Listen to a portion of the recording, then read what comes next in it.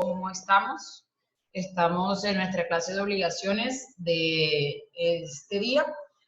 Allí les presento excusas, pero estaba escaneando el libro que vamos a utilizar. Ese libro que utilizamos es este. Es el doctor Jorge Cubides Camacho, el libro de obligaciones, libro base de estudio de la Universidad Javeriana, y el cual nosotros el profesor Camacho es profesor de la Universidad Javeriana, y es el que vamos a utilizar para el estudio de lo que nos corresponde a nosotros como el acto jurídico. Van a encontrar algunos saltos de páginas en eso, es porque esos temas son propiamente de la asignatura de contrato, como la interpretación de los actos jurídicos y la parte de la oferta, la aceptación, y esos son actos o son lo que se denominan en la etapa precontractual. Entonces esos son de estudio de la asignatura de contratos. Por eso nosotros en este día no vamos a tenerlos, no lo incluí dentro de las copias que se van a estudiar. Son más o menos como un promedio de algunas 50 páginas del libro, para ustedes serán como algunas 25 hojas que hay que leer con respecto a actos jurídicos. También de eso debemos de leernos la ley 1996 del año 2019, en el cual nos modifican los regímenes de capacidad aquí en Colombia. Que esa ley debieron de estudiarla ustedes el semestre anterior, no este, sino el segundo semestre, el primer semestre del año 2019, porque si no estoy mal, en esa oportunidad fue que se expide la ley, y esa ley ustedes deben de haberla conocido, porque eso ya cuando ustedes vieron, si personas estaban viendo esta, pero si no la alcanzaron a ver, les recomiendo que la lean porque la vamos a utilizar para nuestra clase. Entonces, yo les dejé a ustedes una tarea que debían de estudiar, que eran las solemnidades. Entonces, me interesa saber qué averiguaron, qué encontraron ustedes del concepto de las solemnidades ad substantiam actos o solemnidades sustanciales y las solemnidades procesales. Entonces, por favor, quiero que ustedes de manera voluntaria puedan participar con respecto a este tema de las nulidades procesales y las nulidades sustanciales. ¿Qué diferencia hay entre las unas y otras? Entonces, quiero por favor su participación en este punto. Me interesa conocerlos porque necesito saber qué averiguaron, qué encontraron, qué se les parece a ustedes ese tema con respecto a las solemnidades sustanciales. Quiero escucharlos antes de nosotros ir a tocar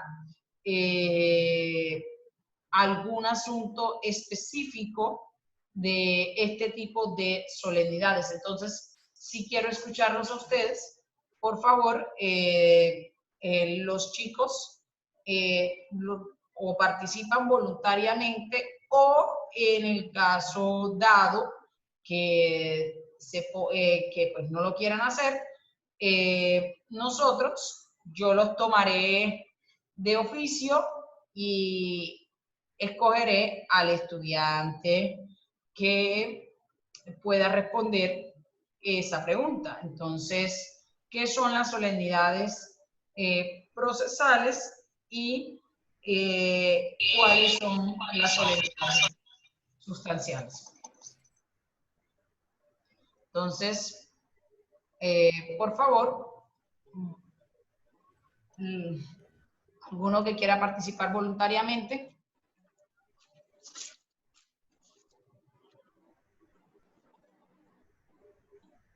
Bueno, entonces yo escogeré al azar algún compañero y eso se les irá tomando la respectiva nota para este corte. Entonces, el señor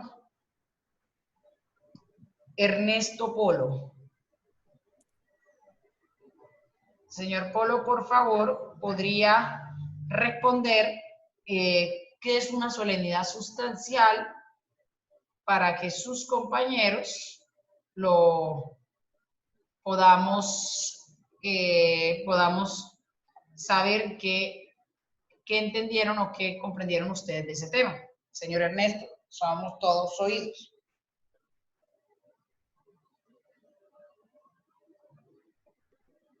Señor Ernesto.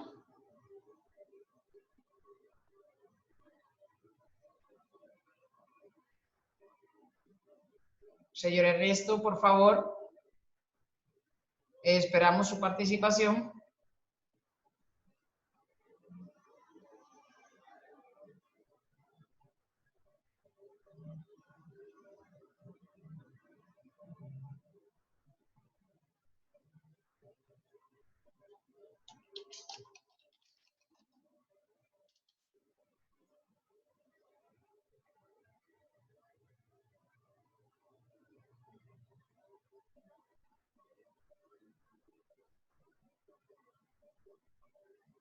El señor Ernesto me manifiesta que ya viene.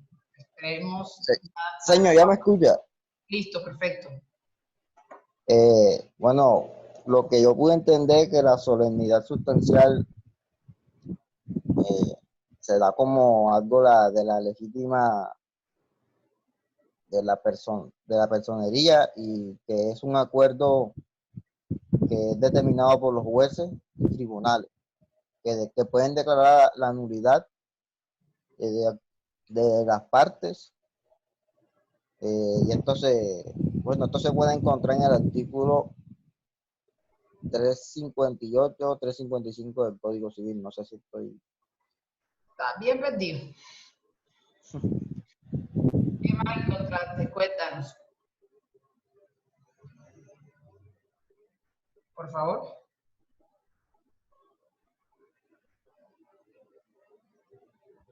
¿Qué encontramos nosotros de las solemnidades sustanciales o solemnidades ad substantiam actus? ¿Qué son esos? Esto es un tema, señores, que es muy, muy importante, el tema de las solemnidades sustanciales y procesales, ya que no son lo mismo, pero necesitamos que ustedes tengan claridad de qué es una solemnidad sustancial y qué es una solemnidad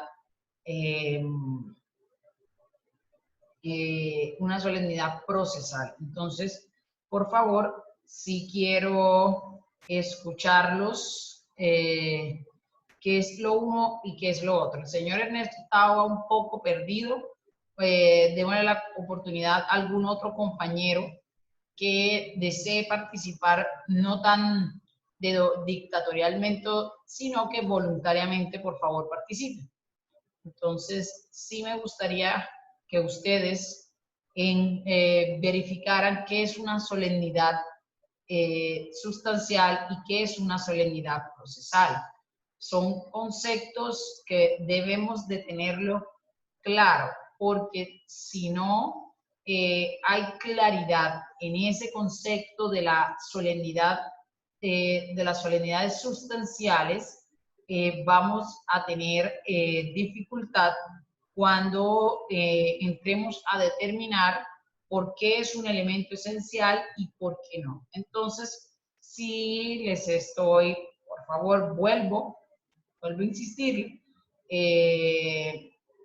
que se sirvan indicarme qué es una solemnidad procesal y qué es una solemnidad sustancial, porque son dos cosas completamente diferentes.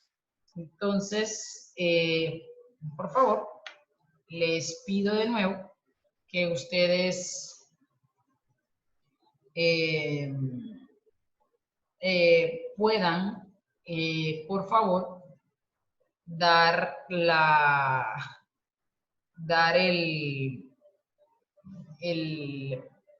la, dar una definición o por lo menos un acercamiento a eso.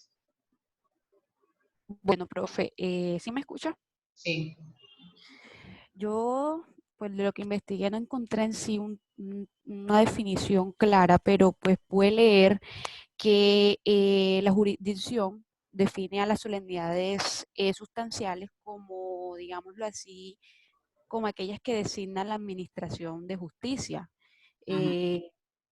Y también la función estatal, y que de alguna u otra manera es realizada por los órganos pues competentes a estos, y que las aplica el derecho para así poderle dar una validez a las reclamaciones que se hacen por parte de estos, las que se formulan, porque pues recordemos que las solemnidades, pues según también lo que leí, son pues los requisitos, y como usted también lo había dicho, que se utilizan para que un acto sea válido y tenga existencia jurídica. Pero había otro documento el cual decía que muchos autores expresaban que, digamos que, o sea, no estaban de acuerdo que las solemnidades dieran, por decirlo así, cuando no existieran, dieran ese, digamos, ese punto de inexistencia, sino que tenía que ser de nulidad, porque si fuese de existencia... Ese concepto que tú estás planteando de la nulidad es porque en el Código Civil, cuando lleguemos al punto de las nulidades, señala que una de las consecuencias que nos da la nulidad a nosotros es porque falten las solemnidades. Entonces, por ejemplo, vamos a miremos el artículo que nos señala. Por eso les dije, en el Código Civil, la falta de solemnidades la toman como si fuera una falta, como si fuera una nulidad, mientras que en derecho comercial lo toma como una inexistencia. Lo que pasa es que cuando se hace el código, cuando nosotros cuando el código se va a ver, nos vamos a ver envueltos en esto, es porque el código civil no existía el concepto de nulidad, de inexistencia. Eso es un concepto más nuevo. Lo que tú estás señalando está en el artículo 1741 del Código Civil, que nos dice que la nulidad producida por un objeto, causa ilícita y la nulidad producida por algún requisito o formalidad que la ley prescriba por el valor de cierto acto o contrato, se entienden como nulidades absolutas. Pero el código, voy a compartirles la pantalla para que ustedes vayan siguiendo la lectura conmigo. Espera, voy a sentar a estos dos chicos. Ernesto Polo huyó. Y nos vamos a encontrar, por ejemplo, con lo siguiente. Por favor, sigamos la lectura que les voy a... Ya viendo mi pantalla.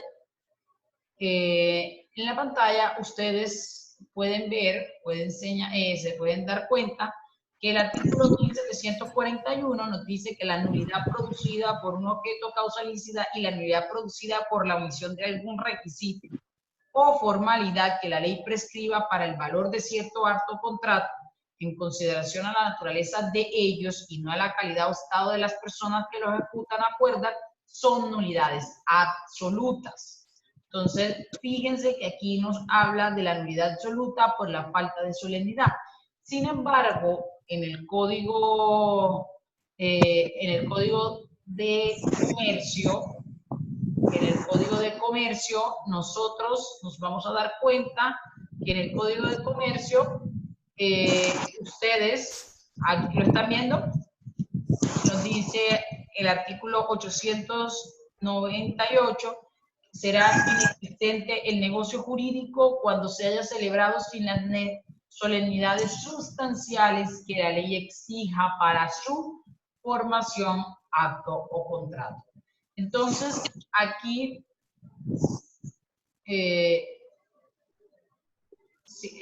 ¿lo ven ahora? ¿Sí? Y en el artículo nos señala que será inexistente, es decir, que la falta de esa. Entonces, lo que estamos viendo o lo que vimos, o lo que señalamos en la clase de ayer, fue que el acto jurídico que tenemos aquí, el acto jurídico,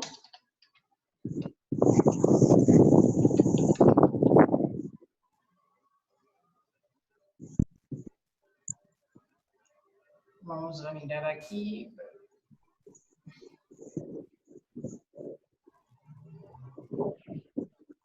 El acto jurídico, y aquí lo vamos a poner a ustedes para yo verlos. Ok. El acto jurídico tiene, como ya vimos, unos elementos. Un elemento de la esencia, ese elemento esenciales son, como lo vimos ayer, hablábamos del objeto de la manifestación,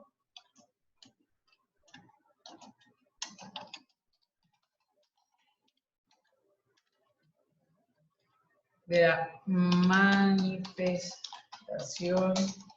la voluntad. Hablábamos también ayer de las solemnidades. ¿Pero qué solemnidades se está refiriendo a la norma? Son las solemnidades sustanciales.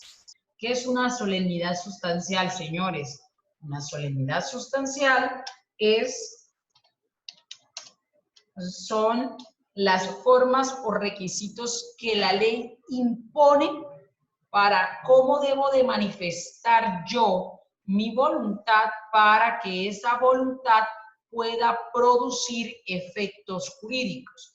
Entonces, cuando a ustedes les dicen, por ejemplo, que la compraventa de un bien inmueble se tiene que hacer por escritura pública, a ustedes lo que les están diciendo en realidad es que usted debe de manifestar su voluntad para que ese acto produzca los efectos de cumpliendo el rito de la escritura pública. No lo puede hacer de manera, de otra forma, porque si usted lo hace de una forma diferente, esa manifestación de la voluntad no va a estar revestida de esa sacralidad que exige la norma para que pueda producir pleno efecto. Entonces, cuando yo estoy hablando de solemnidades sustanciales, son solemnidades esenciales, son solemnidades estrictas que se requiere, que se exigen para que un acto pueda producir efectos. Y esas solemnidades van a recaer sobre la forma como yo debo de manifestar mi voluntad. Entonces, no todos los actos jurídicos se les exige solemnidades. Vamos a tener esa apreciación. Vamos a poner un ejemplo ahora de un acto jurídico en el que se le exige una solemnidad. Entonces, miremos aquí, voy a cambiarles la pantalla para que leamos la norma. Entonces, ya estamos aquí, nos vamos a ir al artículo de la compraventa y nos vamos a dar cuenta de lo que les estoy señalando.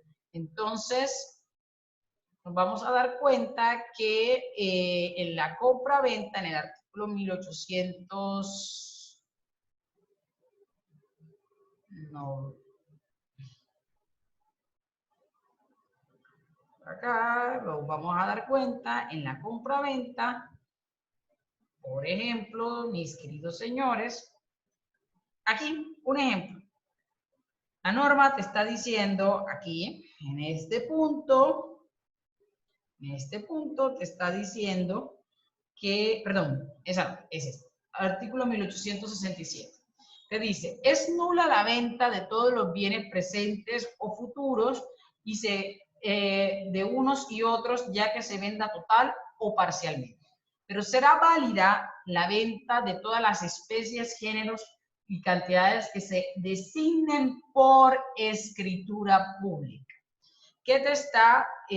¿Ya ven la pantalla? ¿Sí la están viendo? ¿O aún no? ¿Sí ven la pantalla? Que aquí hay una niña que me dice, ¿se ve borroso? No, profesora, se ve distorsionado, sí, se ve borroso. Ok, me está diciendo que se ve borroso. Pero cuando lo pongo en pizarra sí se ve bien. Tampoco En pizarra se ve un poco, no, se ve un poco más clara la letra, pero se logra entender. Ok, entonces vamos a mirar esto, vamos a copiar este artículo y yo lo pongo allá para ver si de pronto ustedes lo pueden ver un poco mejor y explicamos este concepto de las nulidades para que ustedes se den cuenta de la forma que tiene que tener y podamos estudiar. Entonces lo trabajamos con pizarra copio el artículo y lo pongo en la pizarra para que sea más claro. ¿Les parece? Bueno, entonces vamos a poner un artículo, vamos a ir aquí y aquí no me deja pegar. Bueno, yo les voy a leer el artículo, les voy a poner el artículo es el 1857. 1857 y en este artículo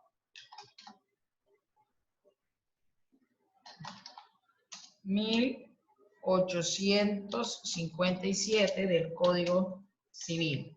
¿Qué nos dice? ¿Sí están viendo bien ahora? ¿No? ¿Todavía siguen sin ver claramente? María me dice que no, que ella no lo alcanza a ver.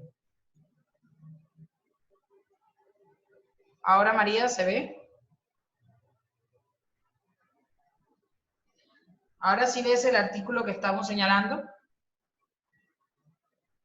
Bueno, entonces, lo que estamos planteando aquí es que el artículo 1857, que nos está señalando, nos dice que la venta de los bienes muebles se ve realizada, se perfecciona con el solo consentimiento. Entonces, ¿cuál es la solemnidad que se me exige para que exista compraventa de un bien inmueble? De un bien mueble, de una bicicleta, una licuadora, una lavadora, una nevera. ¿Qué se me exige según lo que nos ha dicho el artículo 1857? Entonces, ante eso, ustedes, cuando abran el artículo 1857, cuando ustedes lo abran, ustedes se van a dar cuenta que la norma no señala y nos dice, la venta se reputa perfecta desde que las partes han convenido en la cosa y el precio. Es decir, en el artículo 1850 te dice, toda compraventa se reputa hecha desde el momento en que usted acordó cosa y precio. ¿Eso qué quiere decir? ¿Cuál es la manifestación de la voluntad? Puede ser una manifestación verbal o puede ser una manifestación tácita. Te exige la compraventa como tal una solemnidad sustancial, una forma, un rito especial para que manifieste la voluntad. No, hasta ahí va claro, ¿sí? ¿Va claro? Por favor, ustedes me informan si hay alguna duda en esta explicación que estoy dando. Entonces, el artículo 1857 continúa diciendo de la siguiente manera. La venta de los bienes, raíces y servidumbres y la de una sucesión hereditaria se reputan perfectas ante la ley mientras no sea otorgada escritura pública. Entonces, ¿qué te está diciendo este artículo? Primero te está diciendo, si usted va a vender una licuadora, un teléfono, un celular, un libro, usted lo hace de acuerdo con el mero acuerdo de voluntades que usted tenga con el vendedor y el comprador. Por eso ya es suficiente para celebrar o para hacer un acuerdo de voluntades. Sin embargo, el artículo continúa diciendo y te plantea que si la ley te está exigiendo una solemnidad, debe de cumplirse. ¿Y cuál es la solemnidad que sigue diciendo el artículo 1857? Pues la solemnidad que te está diciendo es que usted debe de hacer escritura pública cuando vaya a vender un inmueble, o vaya a vender una servidumbre, o vaya a vender un derecho hereditario. Es decir, usted no podrá celebrar compraventa de una casa si esa casa no la hizo por escritura pública. Ustedes en el semestre pasado debieron de ver bienes, y cuando estaban en bienes, uno se tropieza con que sutanito de tal vende la casa, y esa casa usted la va a vender ¿cómo y en qué condiciones? Pues usted esa casa la va a vender,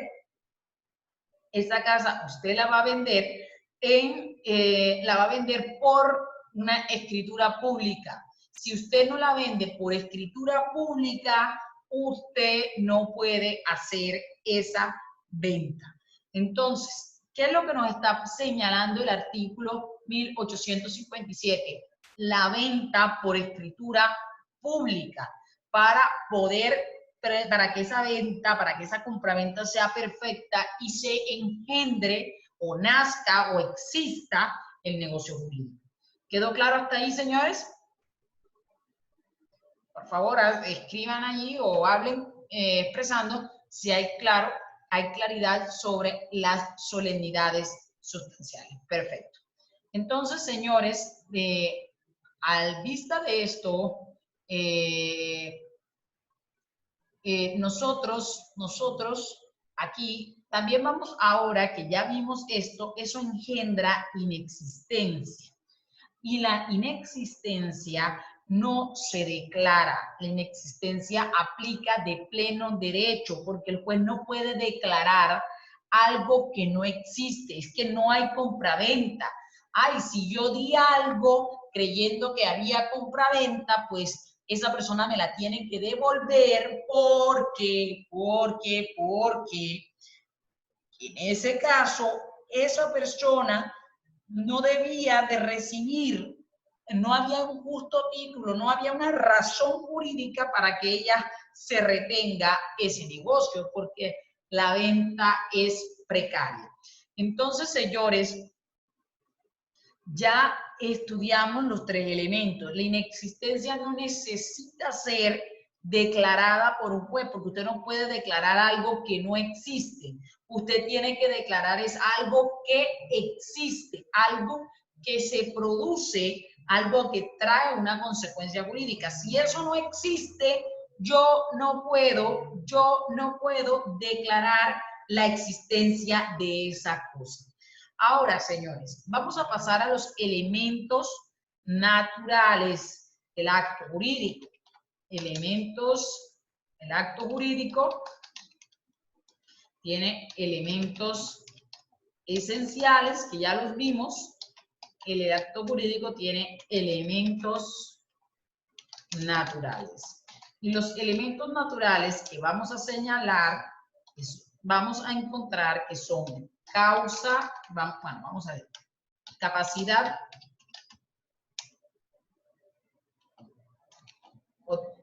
consentimiento sin vicio,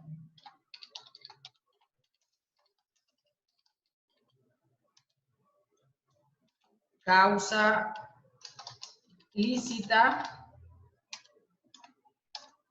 y y objeto lícito. De esto vamos a señalarnos hoy, nos vamos a enfrentar hoy con un nuevo reto. ¿Cuál es el reto que tenemos nosotros hoy? Esta ley, hay una ley que es la ley 1996 de 2019 que nos presenta a nosotros hoy un problema. ¿Cuál es el problema que nos está presentando esta ley? Pues señores, esta ley nos está presentando nada más y nada menos que lo siguiente. Voy a salirme de aquí un momentico, la voy a buscar en mi computador porque esa ley no está en mi código. 1996. Y esta ley nos trae, nos arropa unas circunstancias. ¿Y cuál es la circunstancia que nos arropa? Es que esta ley, la ley 1996 nos trae que lo siguiente, nos dice que es una ley que tiene como objeto dar garantías de plena capacidad legal a las personas con discapacidad y mayores de edad y al acceso a los apoyos que requieran en la misma. En otras palabras, señores, esta ley que tenemos aquí, esta ley modifica el régimen de capacidad del código. Al modificar el régimen de capacidad del código, ella va a ser plenamente capaz a las personas con discapacidades y que sean mayores de edad. Entonces, ya nosotros no vamos a considerar que una persona, por ejemplo, no es discriminatorio lo que voy a decir, una persona que sea un pródigo, que sea un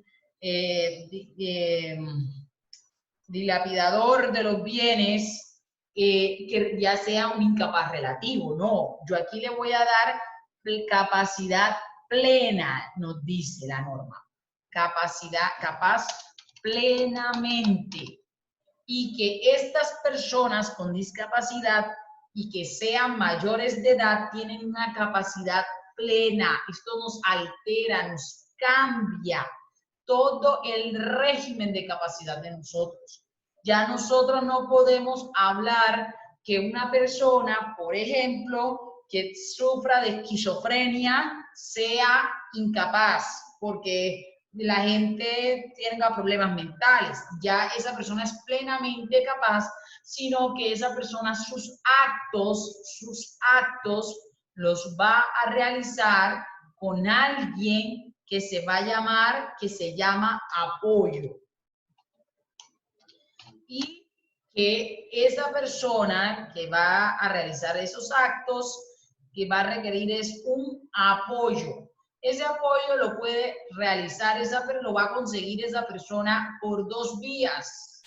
Ya sea que ese apoyo para que ella realice sus actos y sea plenamente capaz, lo haga por medio del juez, de una forma judicial, o lo haga de manera de convenio o contrato un convenio que haga con esa persona. No va a engendrar obligaciones. Entonces, señores, tarea para la próxima clase. Necesitamos leernos esta ley. ¿Por qué? Porque vamos a hablar de capacidad y ya la capacidad no es como la veía el código. Ya la capacidad con esta ley ha hecho plenamente capaz a los discapacitados mayores de edad, les pone un apoyo que puede ser nombrado por un juez o por medio de un convenio. Y esta ley entonces, ¿cómo nos deja el régimen de incapacidades del código? Pues solamente nos deja como incapaces, aquí vamos a poner eso para que no se les olvide nunca, nos deja como incapaces solamente a los menores de edad, ya sean si son, y estos menores de edad tenemos que tener en cuenta si son niños o si son adolescentes. Porque si son niños, estamos hablando de personas, si son niños incapaces, los únicos incapaces son los menores de edad. Si son niños, son incapaces absolutos. Si son niños y la persona que estamos entendiendo son incapaces absolutos.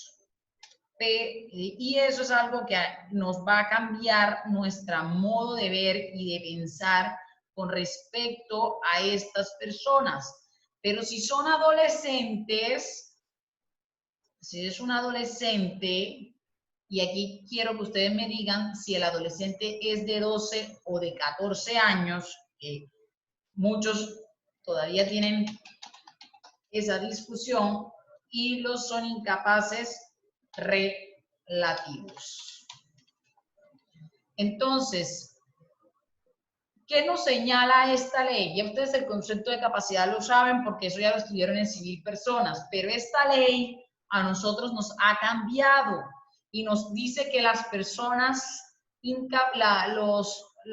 personas discapacitadas mayores de edad son capaces plenamente.